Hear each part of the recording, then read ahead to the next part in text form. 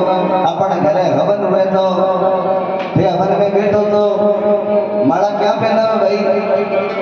इसीलिए पहनाते हैं कि माला के अंदर लक्ष्मी जी का वास है। और लक्ष्मी को आप इधर उधर फेंकोगे, उसका अपमान करोगे तो क्या होगा? लक्ष्मी आपको छोड़ करके चली जाएगी। यही हुआ इंद्र के साथ में। गुरुदेव दुर्वासा ने माला दी, इंद्र समझा नहीं, माला को फेंक दिया, हाथी के नीचे आ गई तो क्या हुआ? स्वर्ग से नीचे आना पड़ गया। जैसे ही स्वर्ग से नीचे गिर गए, दैत्य लोग सम्राट बन गए और फिर देवताओं को लक्ष्य करके उनके पीछे पीछे भाग गए। आप लोग ये सोच रहे होंगे कि हम लोग भाई भाई लड़ते हैं, हम लोग भाई भाई लड़ते हैं। ये लड़ाई आज की नहीं, अनादिकाल से चली आ रही। दैत्य और देवता कौन है? ये दोनों भाई भाई, दोनों ही कश्यप जी ऋषि की संतान है, एक दिति की एक अदिति। तो ये लड़ाई आज से नहीं चल रही है, आदिकाल से चल रही है महाराज। तो ये जो दैत्य हैं देवताओं के पीछे पीछे भागने लगे। अब देवता जब भी स्वर्ग से नीचे आ जाते हैं, गिर जाते हैं लक्ष्मी से,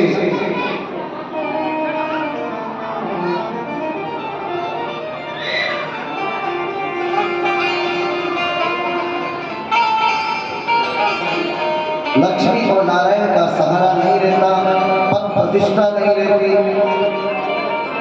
तो वो दौड़े दौड़े हमेशा भगवान के पास जाता है। तो अब की बार जब ये देवता भगवान के पास गए हैं तो भगवान ने कहा एक ही तरीका है, समुद्र मंथन करो। क्या करो? समुद्र मंथन। तो कहा कि उसके लिए उन दैत्यों को, उन असुरों को राजी कौन करेगा? कहा कि तुम संधि कर लो, संधि करोगे ना दैत्यों के साथ में, फिर समुद्र मंथन कर लेगा। कहा कि राजी कौन करेगा? तो भगवान ने कहा कि मैं करूंगा। भगवान उन दैत्यों के पास में गए और जाकर के उनसे कहा कि आप दोनों भाई भाई मिलकर के समुद्र का मंथन करो, उसमें से बहुत सारा धन निकलेगा, हीरे पन्ने निकलेंगे और उसमें से अमृत निकलेगा, तुम सब लोग पी लेना, फिर कोई मरेगा ही नहीं। ये सब बात दैत्यों को कही तो वो राजी हो गए। ये प्रोजेक्ट लेकर के कौन आया? ये प्रोजेक्ट लेकर के आए नारायण। अब प्रोजेक्ट दिमाग में आ गया, लेकिन उसके लिए फैक्ट्री लगाने के लिए या दुकान खोलने के लिए जगह तो चाहिए ना। तो उसके लिए भगवान ने बताया समुद्र, कि समुद्र के पास उसका मंथन करना। तो करे कैसे? तो दैत्यों से कहा आप इस मंदराचल पर्वत को उठा करके ले आओ। जैसे तैसे करके महाराज जोर लगा करके उस मंदराचल पर्वत को उखाड़ करके दिया। लेकिन महाराज किसी के हाथ टूट गए, किसी के पैर टूट गए। फिर भगवान नारायण ने दया करके और गरुड़ पे बिठा करके उस मंदराचल को समुद्र के अंदर डाला।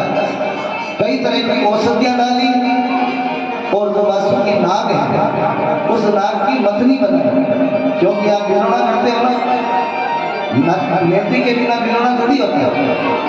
तो जैसे ही उसको मंदराचल पर्वत को डाला और औषधियां डाली और वासुकी नाग से उस पर्वत का मंथन करने लगे, तो भगवान ने पहले ही समझा दिया था कि देवताओं आप ना आगे से जाकर के मुंह पकड़ना। तो ये आपको देखेंगे ना देखते, तो ये उल्टी बुद्धि के ये कहेंगे मुंह हम पकड़ेंगे, हम क्यों पूंछ पकड़े वासुकी की। तो भगवान यही चाहते थे। देवताओं ने जैसे ही मुंह पकड़ा तो उन्होंने कहा नहीं, मुंह तो हम पकड़ेंगे सांप का, वासुकी नाग का। और भगवान यही चाहते थे। तो जैसे ही वो मंथन करने लगे तो वासुकी नाग से जहर निकलने लगा, जिससे क्या हुआ? ये असुर लोग काले हो गए उस रेल से। धीरे धीरे मंत्र होने लगा, लेकिन आप भी घर में बिलोड़ा करते हो, जब तक नीचे तक नहीं होगा, आप गोल गोल बढ़ाते हो ना इडली टाइप, वो नहीं होगा तब क्या होगा? बिलोड़ा हो सकता है क्या? तो वो पर्वत है मंदराचल, वो नीचे जाने लगा। जैसे ही नीचे जाने लगा तो भगवान ने सोचा कि अच्छा काम कर रहे हैं, विघ्न तो आएगा। तो विघ्न को शांत करने के लिए भगवान ने क्या किया? उस पर्वत के नीचे जाकर के बैठ गए और भगवान का नाम क्या पड़ गया? बोलिए कच्छप भगवान की जय। भगवान के अवतार ही अवतार होंगे। ये भगवान का कच्छप अवतार। कच्छप मतलब स्थिरता। कई लोग पहने कच्छे की गिनती पहने, फैशन आई है बात 2-3 साल हो गया, बस माता पूछे महाराज मुंडो की तरह का। मैं क्यों भाई लक्ष्य में दोबारा भेजनी है, दोबारा काम रख लो, घर का नहीं रहना है, घर का नहीं रख लो। कहने का भाव ये है, मुंह से आप किधर ही रखो बच्चे का, कर्म तो करना पड़ेगा। चाहे कच्छो पहन लो, चाहे हाथी पहन लो, कच्छा प्रतीक है स्थिरता का, लक्ष्मी स्थिर हो जाती है। कहने का भाव समझना अच्छी बात है। भगवान ने कछुए का अवतार लिया, धीरे धीरे मंथन चालू हुआ। तो अब सबसे पहले आप जीवन में जो भी व्यापार करोगे, ध्यान देकर के सुनना। माधव जी और तो है नहीं, शायद बाहर गए हैं, जगदीश जी बैठे हुए हैं। तो आप जीवन में जो भी शुभ काम पहले करोगे ना, तो सबसे पहले विश्व निकलेगा। कोई भी आप भला काम करोगे, अच्छा काम करोगे तो विश्व निकलेगा। जिसका मतलब है दुख। आप इतना बड़ा ये भागवत का प्रोजेक्ट लेकर के चल रहे हो, तो हो सकता है कहीं कोई दिक्कत आए, क्योंकि साधारण काम नहीं है। तो जीवन में आप व्यापार करते हो तो शुरू में घाटा लगता है, तो घबराना मत। जीवन में जो भी आप काम करते हो, विष का मतलब है समुद्र मंथन करते सबसे पहले निकला विष। अब विष निकला तो जीवन में जब भी आपके घाटा लग जाए तो आप किसको याद करना है? भगवान शंकर को याद करना है, क्योंकि भगवान शिव सबका कल्याण करने वाले हैं। सबने भगवान शंकर को याद किया और भगवान शंकर वहां पर उपस्थित हो गए और कहा कि कैसे याद किया? कहा कि महाराज ये विष आप पी लो। और भगवान तो बोले हैं, और वो कभी भी भगवान शिव कभी भी किसी को मना नहीं करते हैं। वो बोले हैं, आशुतोष है। और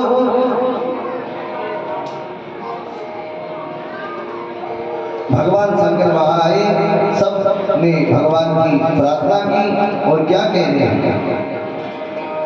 ओ भोले की कृपा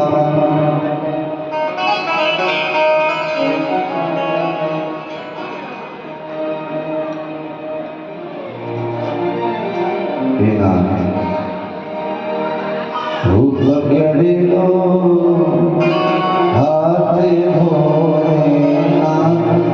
नहीं तो डूब जाए। जीवन में जब भी संकट आए तो भगवान को याद रखना। आपको भगवान शंकर अच्छे लगते हैं, आपका इष्ट शंकर है तो शंकर को, आपका इष्ट माँ अम्बे है, हरि माता है, करणी माता है, कलीमती माता है, जो भी आपका इष्ट हो, भगवान की अच्छे लगते हैं, मान लिया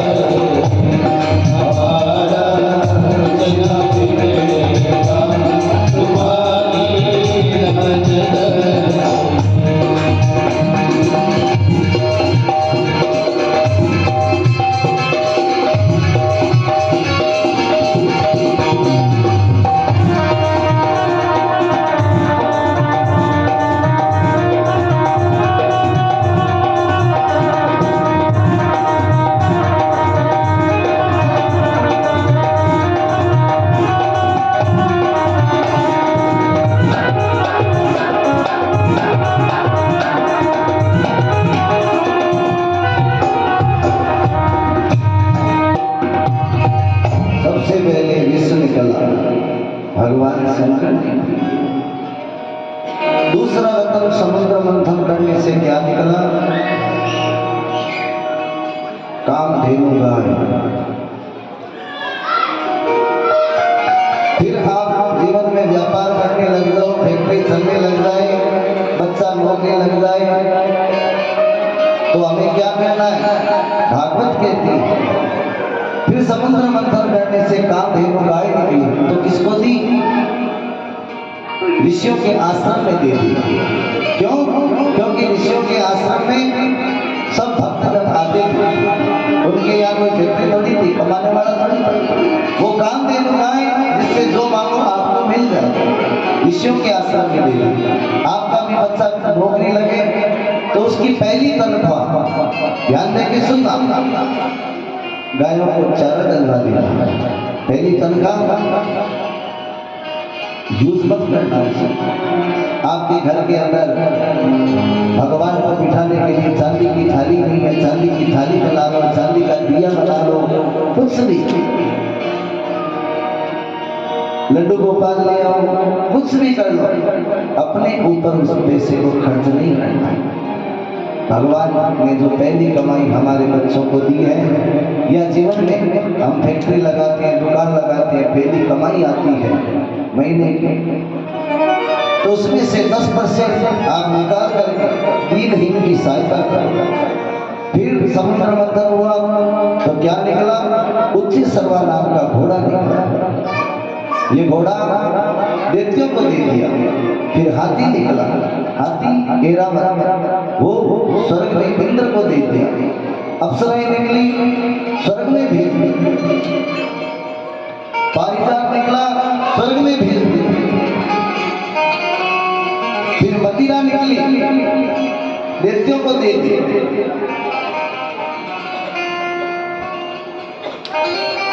चंद्रमा निकला, क्योंकि भगवान शंकर ने अभी अभी विष पिया है।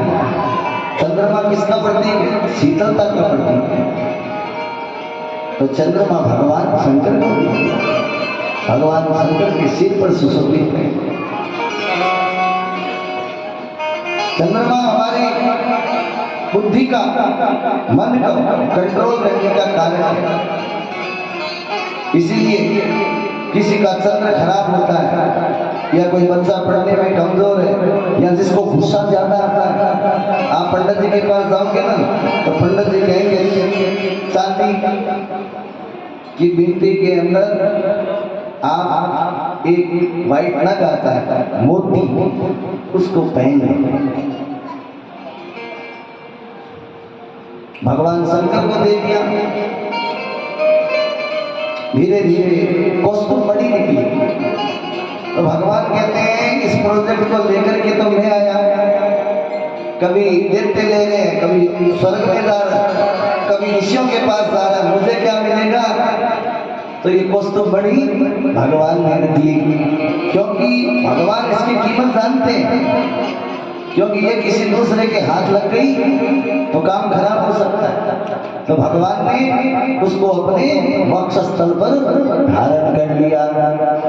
ऐसे करते करते महाराज धीरे धीरे समुद्र मंथन होने लगा और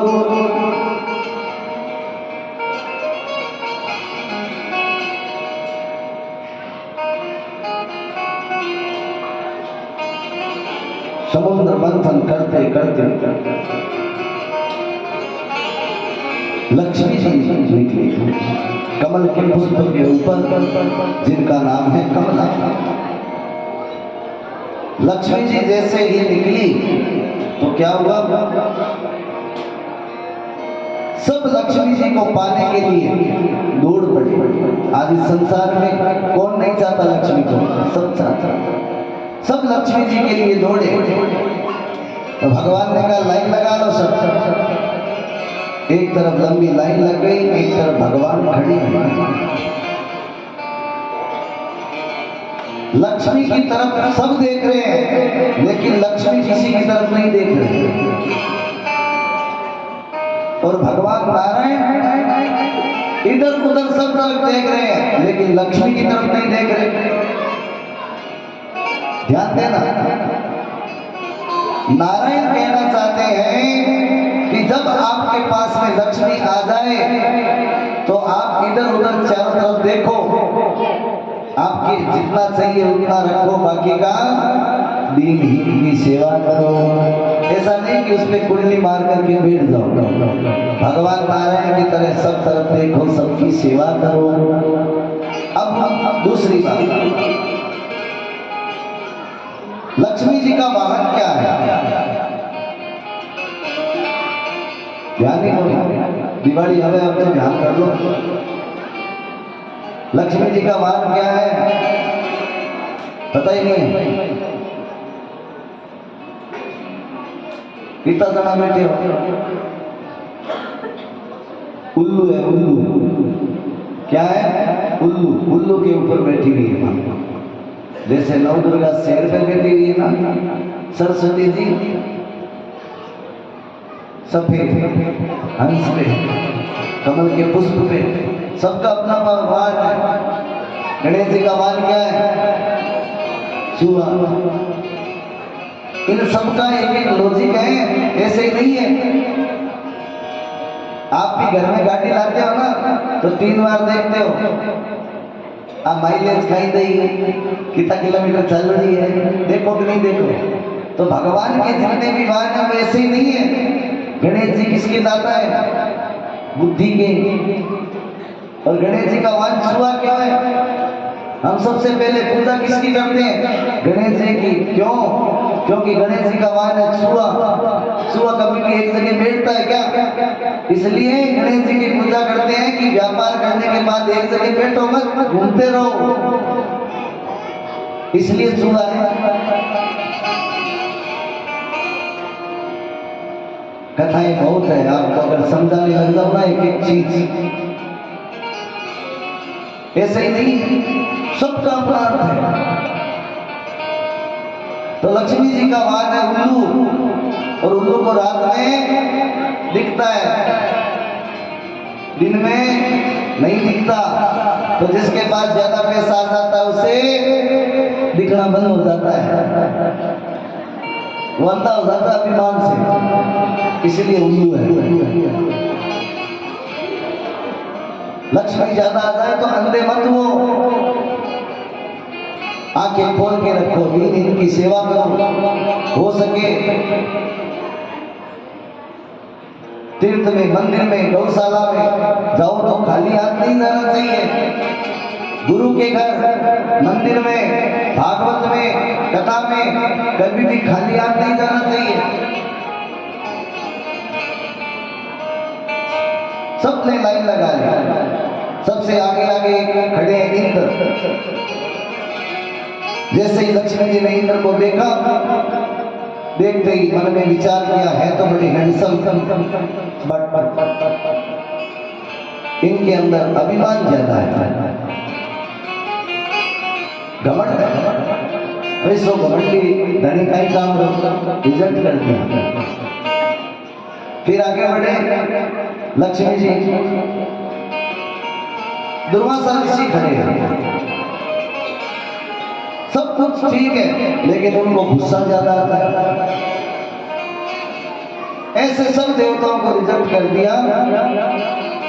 अंत में लक्ष्मी जी ने सोचा ये तो एकदम साइड में खड़े हैं, तो महाराज गुण मिलाए। नारायण कहाँ रहते हैं? क्षीर सागर समुद्र में, और लक्ष्मी जी कहाँ से निकली है? समुद्र से। तो सास और पीरो दोनों कन्न कन्न है, गुण मिल गया। क्या बात थी। तो दूसरा गुण मिलाया कि ये कमल नयन, भगवान क्या है? कमल नयन, और मैं निकली हूँ कमला। भगवान लक्ष्मी जी का एक नाम क्या है? कमला, कमल से उत्पन्न हुई। गुण मिल गया। इस तरह से एक एक गुण मिलाया। फिर देखा ये शांताकारं भुजगशयनं पद्मनाभं सुरेशं विश्वाधारं गगनसदृशं मेघवर्णं शुभांगं लक्ष्मीकान्तं कमलनयनं योगविद्यानगम्यं वन्दे विष्णु भवभयहरं सर्वलोकैकनाथं। तो गाय शांत भी है, महाराज जैसे गुण मिलाया तो लक्ष्मी जी ने वरमाला नारायण के गले में डाल दी और भगवान का नारायण का नाम क्या हो गया? बोलिए लक्ष्मी नारायण भगवान की जय। अब महाराज धीरे धीरे समुद्र मंथन आगे बढ़ा। अब ये जो कार्तिक मास आ रहा है ना, कार्तिक मास के कृष्ण पक्ष की त्रयोदशी को अमृत सोने का कलश लेकर के कौन लेकर के निकले? बोलिए धन्वंतरी भगवान की जय। धन्वंतरी किसके देवता है? आयुर्वेद। जितनी भी दवाइयां हमारे यहाँ बनी है उन सभी दवाइयों के निर्माता जो रचयिता जिनके देवता हैं वो कौन है? भगवान धन्वंतरी, विष्णु का ही स्वरूप है। तो धन्वंतरी क्या लेकर के निकले धनत्रयोदशी को? अमृत का कलश। कलश किस चीज का है? सोने का। सोना यानी कि सुख। आप धनतेरस को क्या करते हो? लोग कहे धनतेरस में लक्ष्मी जी की पूजा करो, लक्ष्मी जी को और करो। धनतेरस को क्या होता है? आप धन त्रयोदशी होती है अपने स्वास्थ्य के लिए। वो क्या बताना चाहते हैं? अमृत का कलश लेकर के निकले।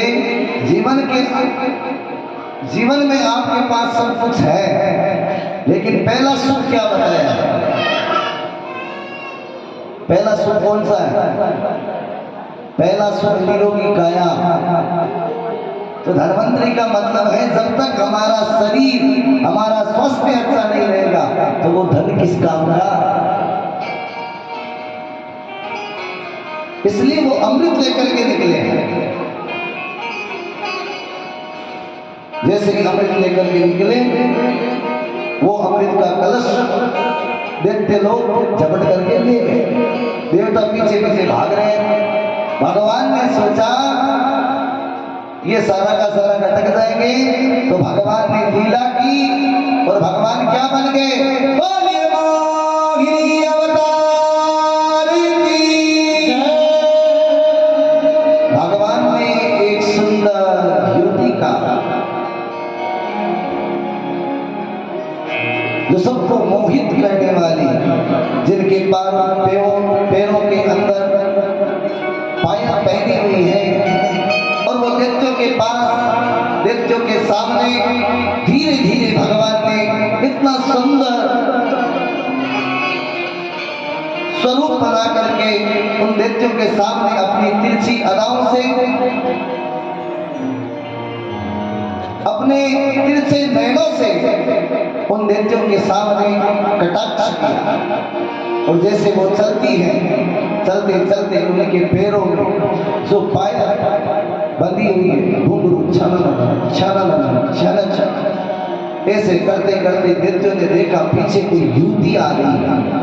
जैसे ही देखा कोई युवती है, जैसे ही महाराज मोहिनी को देखा, देखते तो महाराज उनके रूप पर लड्डू हो गए।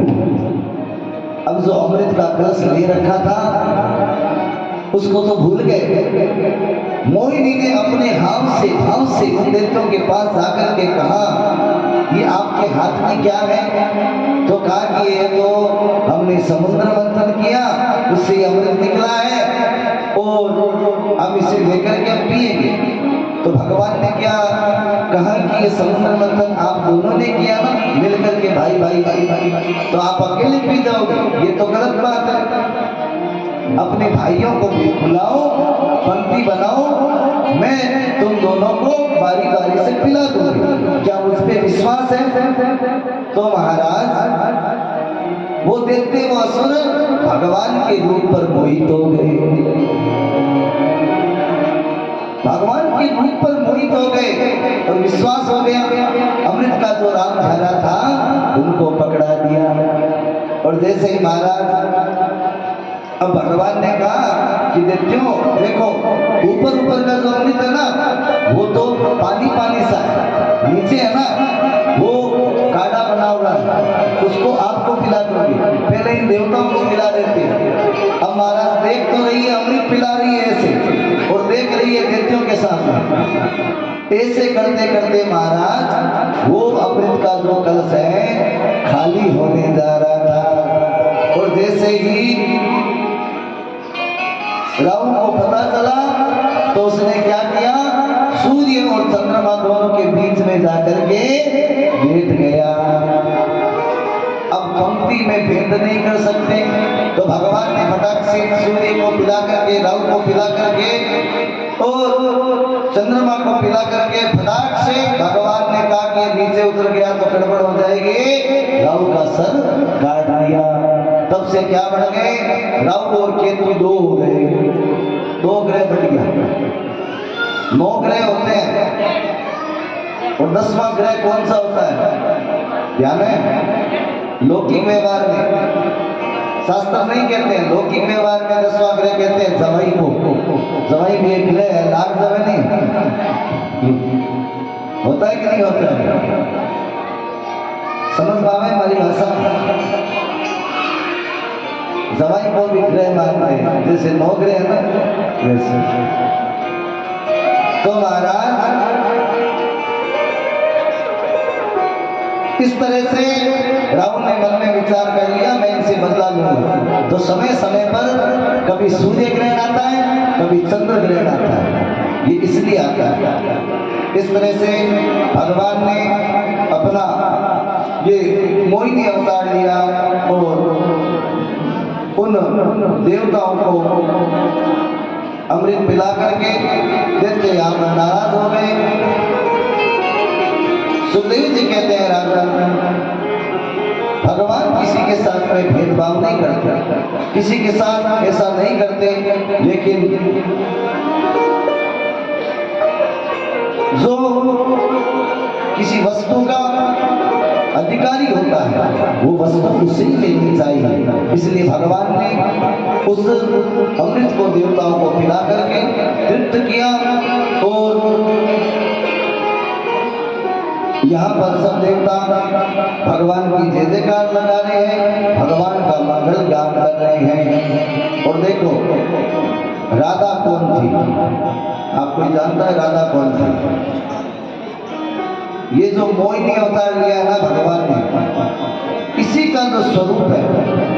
कल जब राधा का प्रसंग आएगा, भागवत में कहीं पर भी राधा नहीं लिखा हुआ है। पूरी भागवत के 18,000 श्लोक के अंदर कहीं पर भी राधा का नाम नहीं है।